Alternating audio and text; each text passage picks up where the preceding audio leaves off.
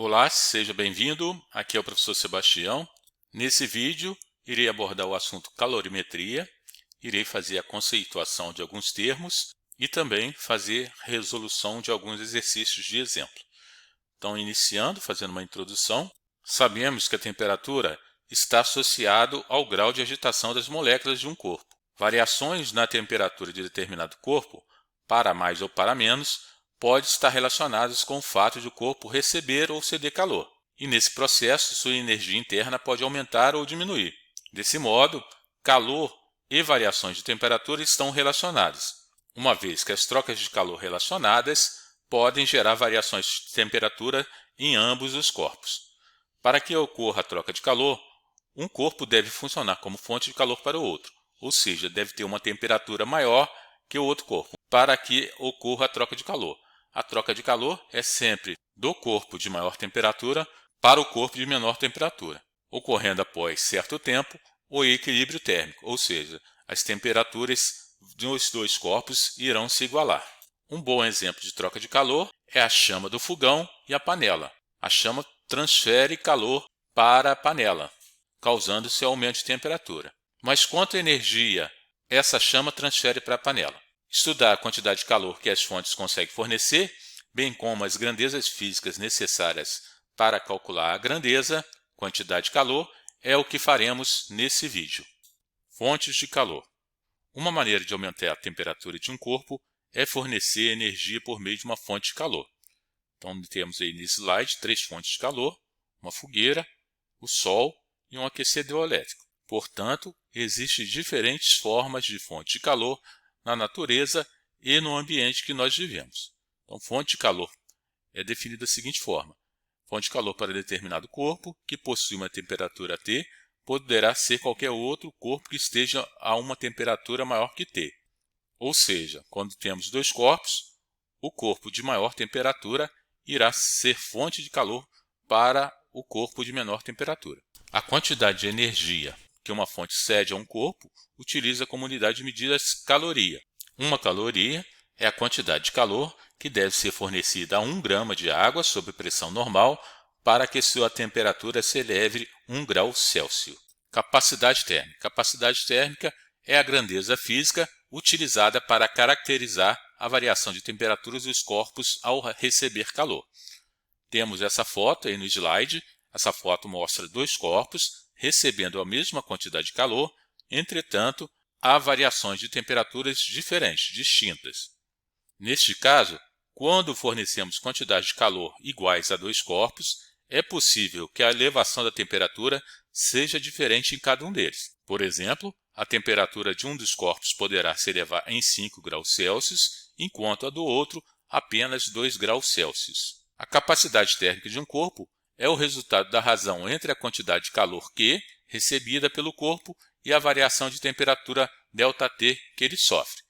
Então, é expressa por meio dessa fórmula. Então, a capacidade térmica C é igual à quantidade de calor Q dividido pela variação de temperatura. A unidade de capacidade térmica é calorias por grau Celsius. Calor específico.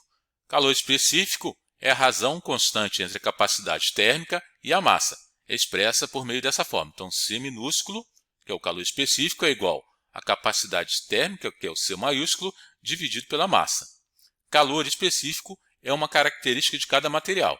Por exemplo, se deixarmos ao sol uma barra de ferro e outra barra de alumínio com a mesma massa, a barra de alumínio irá se aquecer mais rápido, porque o calor específico do alumínio é menor que o calor específico do ferro.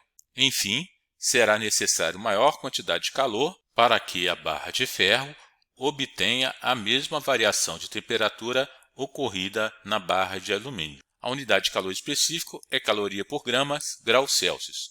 O calor específico da água é igual a 1 calorias grau Celsius. Finalizando a teoria, vamos agora aos exercícios resolvidos.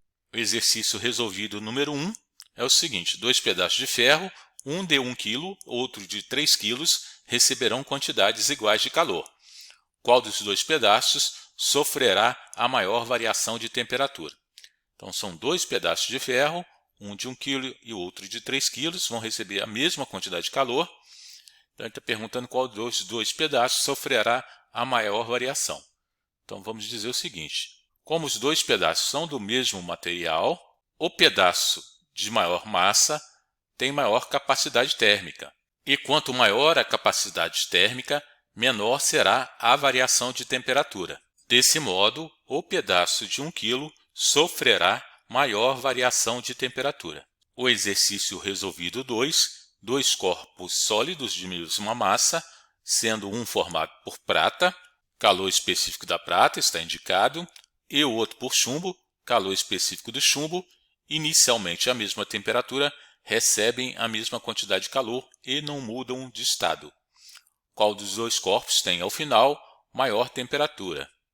Conforme o enunciado, para a prata é necessário 0,056 calorias para que a temperatura varie 1 grau Celsius para cada grama de prata. E para o chumbo é necessário 0,031 calorias para que a temperatura varie 1 grau Celsius para cada grama de chumbo. Portanto, o chumbo necessita menos caloria para aumentar sua temperatura e terá, nesse caso, maior variação. Então, como o chumbo precisa menos calorias, ele terá uma variação de temperatura maior, uma vez que foi aplicado quantidades iguais de calor aos dois corpos, tanto de prata como de chumbo. O exercício resolvido 3, uma massa de 200 gramas de cobre, inicialmente a 20 graus Celsius, foi aquecida e recebida determinada quantidade de calor, tendo atingido a temperatura final de 35 graus Celsius. Quantas calorias recebeu a massa de cobre nesse processo? Então, ele dá a informação, calor específico do cobre. Então, sabemos, conforme o calor específico, 0,093 calorias em cada grama do cobre para variar 1 grau Celsius. Essa definição de calor específico nos dá essa informação. De posse dessa informação, podemos calcular agora qual a quantidade de calor necessário para alterar em 1 grau Celsius 200 gramas de cobre.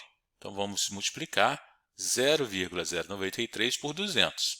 Nós vamos ter o seguinte resultado: 18,6 calorias em 200 gramas de cobre para variar 1 grau Celsius. Agora, vamos verificar a variação de temperatura. Então, a variação de temperatura vai ser temperatura final, que é 35, menos 20, que é a temperatura inicial. A variação de temperatura foi de 15 graus Celsius. Agora, vamos multiplicar. Se eu preciso de 18,6 calorias para variar 1 grau Celsius, para variar 15 graus Celsius, eu vou multiplicar 18,6 vezes 15. Eu vou ter como resultado 279. Portanto, a massa de cobre recebeu 279 calorias para variar em 15 graus Celsius. Beleza? Então, um abraço, até a próxima. Tchau!